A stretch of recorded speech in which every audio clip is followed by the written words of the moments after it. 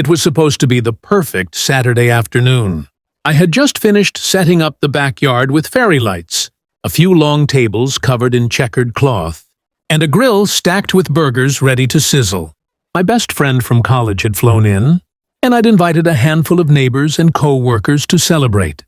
Nothing rowdy, just a relaxed cookout, some music, and the kind of laughter you don't get from a silent HOA-approved barbecue. But, of course, there was one obstacle I hadn't accounted for. Karen. Karen lived 2 houses down, and if the HOA had an unofficial enforcer, it was her. She walked the neighborhood like a self-appointed sheriff, armed with a phone camera and a binder of community bylaws. I wasn't new to her antics. She'd complained about my lawn length, the color of my porch lights, and even the placement of my recycling bins. Still, I figured a private gathering in my fenced backyard would go unnoticed. I was wrong. Barely 20 minutes into the party, as my guests were still greeting each other and enjoying the first round of drinks, Karen's voice pierced the atmosphere like a siren. "What is this?" she shrieked from her driveway, her arms folded so tightly, you'd think she was holding herself back from exploding. "You can't just invite outsiders into our neighborhood. This is a violation!" The music quieted, conversation stalled, and suddenly, everyone's eyes were on her. My cousin whispered, is she serious?" While another guest chuckled nervously, not sure if it was some sort of neighborhood joke. I tried to keep calm. "Karen, it's just a small get-together. Everyone here is a friend or family member. We're not disturbing anyone." "Not disturbing anyone?" She barked back, marching closer to my fence. "This is a violation of HOA guidelines. Loud gatherings, non-resident vehicles parked on the street, people I don't even recognize walking around. It's unsafe. This is my neighborhood too, and I won't allow this chaos." Some of my guests exchanged glances, trying not to laugh. Others looked uncomfortable. I sighed. "Karen, please, just let us enjoy the afternoon. It's not illegal to have friends over." But Karen was already dialing her phone.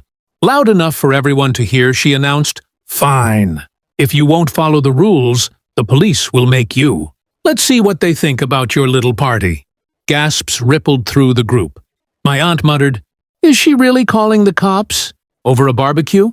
And sure enough, within 20 minutes, the flashing lights of a patrol car rolled up the street.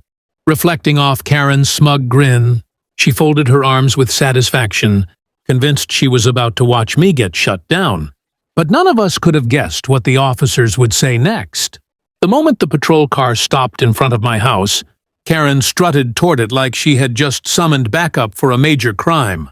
She was practically glowing with self-righteousness, waving her arms as if directing traffic. "Officers!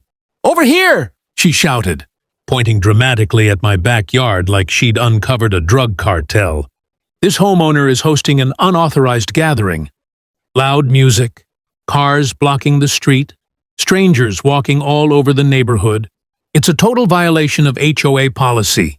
The 2 officers stepped out slowly, exchanging a quick glance. One of them, a tall man with a calm voice, asked, "Ma'am, is there an actual emergency? Noise complaint, disturbance, or anything dangerous going on?" Karen's jaw tightened. "Yes, this entire thing is a disturbance. Look at all these people. None of them live here. They're bringing down the value of our community with this circus." From the backyard, my guests had gone quiet, all waiting to see what would happen. My college buddy whispered, "Man, this is better than TV." I walked up to the fence and greeted the officers politely. "Evening, officers. It's just a cookout with family and friends. Music's low, food's on the grill.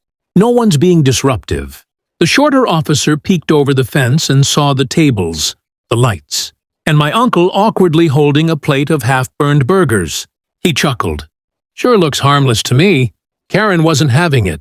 She planted herself between me and the officers, waving her HOA binder like it was the Constitution. The HOA rules state that any gathering involving non-residents must be approved by the board in advance. These cars are parked on the street without permits.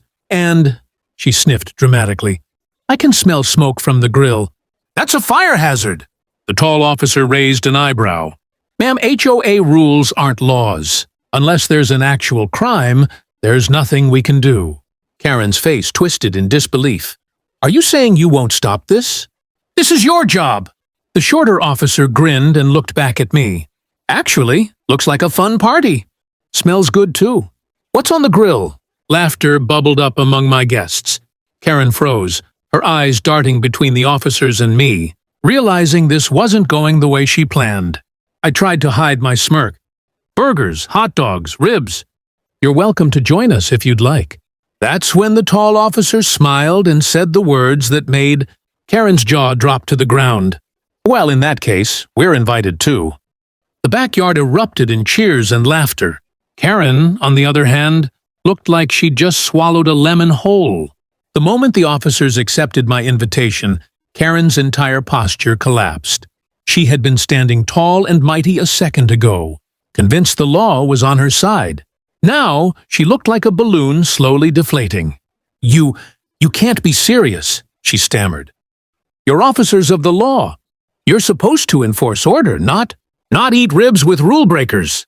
The tall officer shrugged casually. "Ma'am, we enforce laws, not HOA guidelines. Nothing illegal is happening here." That statement alone earned a round of applause from my guests. My cousin even shouted, "Say it louder for the people in the back," which got everyone laughing. Karen's face burned red. She spun toward the group and jabbed her finger in the air. "Do you people realize what you're doing to this neighborhood? Property values will plummet. Strangers wandering around, cars on the curb, loud gatherings. This is exactly how chaos starts." "Chaos?" my friend muttered with a chuckle. "Lady, it's literally potato salad and a Bluetooth speaker." One of the officers laughed under his breath, but quickly hid it with a cough. Karen turned back to them, desperate now. "I demand you shut this down. These people don't belong here." The shorter officer smirked. "Well, now we do belong here. You invited us when you called." That line sent the entire backyard into hysterics. People clapped, whistled, even raised their cups in a mock toast. Karen, meanwhile, looked like she might combust. Still, she wasn't finished. She stormed closer to the fence, pointing at me. "If you won't shut this down, I'll make sure the HOA fines you into bankruptcy. Every car, every noise complaint, every violation. I'll be on it. You'll regret ever moving into this neighborhood." I leaned casually on the fence. "You've been threatening me since the day I moved in." "Karen, I think the whole street knows it by now. Maybe it's time you stop worrying about my grill and start worrying about your own attitude." That got an ooh from the crowd like we were in a schoolyard showdown. Even the tall officer cracked a grin. Karen's lips quivered, as she realized no one, not even the police, was taking her side. She stomped back toward her driveway, muttering about lawsuits and irresponsible neighbors. The shorter officer turned to me. "Mind if we actually take you up on that burger offer? Been on patrol all day and haven't eaten since morning." "Of course," I said, holding the gate open. "You're welcome to join." As the officers stepped into the backyard to a chorus of cheers, Karen's furious voice echoed faintly. "This isn't over! You'll all see!" But no one was listening anymore. The officers blended into the party like they'd been invited from the start. One of my neighbors handed them plates loaded with ribs, corn on the cob, and potato salad. The tall officer loosened his vest slightly, sighing in relief as he took the first bite. "Man," he said with his mouth half full, "this is way better than the gas station burritos we usually get." The crowd laughed. The tension that Karen had brought into the evening melted away completely. People relaxed, music turned back up a little, and the cookout picked up where it left, off, only now with 2 police officers, as guests of honor. Meanwhile, Karen hadn't left. She hovered at the edge of her driveway like a storm cloud that refused to move. Her arms were crossed, her jaw tight, her eyes darting toward the officers every few seconds. She clearly expected them to suddenly change their minds and declare the party illegal. When that didn't happen, she tried another tactic. She whipped out her phone, aiming it at the backyard. "Fine! If you're all going to mock me, I'll document every second of this. When the HOA board sees how out of control this is, they'll back me up. Smile for the camera." Someone shouted, and half the party waved dramatically. The shorter officer shook his head. "Ma'am, if you start harassing people with that camera, we might actually have to step in. These folks have the right to enjoy themselves on private property." That silenced her for a moment. You could almost hear the gears grinding in her head as she realized she had no leverage left. My aunt leaned over to me and whispered, "She came to shut down the party, but now she's the entertainment." Eventually, Karen stomped back into her house and slammed the door so hard the windows rattled. That was the last we saw of her for the evening. The rest of the night was perfect. We ate until the grill was empty, laughed until our cheeks hurt, and even got the officers to join in a round of cornhole. At one point, the tall officer raised his soda can in a toast. "To good neighbors," he said, smirking, "and to ignoring bad ones." The backyard erupted with cheers. By the time the party wrapped up, the officers helped make sure cars left smoothly, so no one blocked the street. They even told me, "If Karen files a report, don't worry, we've got your back." Nothing illegal happened here. As I cleaned up later that night, I couldn't help but laugh. Karen had wanted to ruin the evening, but instead, she gave us the best memory of all. The night the police didn't shut down the party. They joined it. Enjoying this wild HOA showdown? Hit that subscribe button for more unbelievable neighbor stories. Also, give this a like if Karen made you laugh, and drop a comment below. What would you have done if the police joined your backyard party?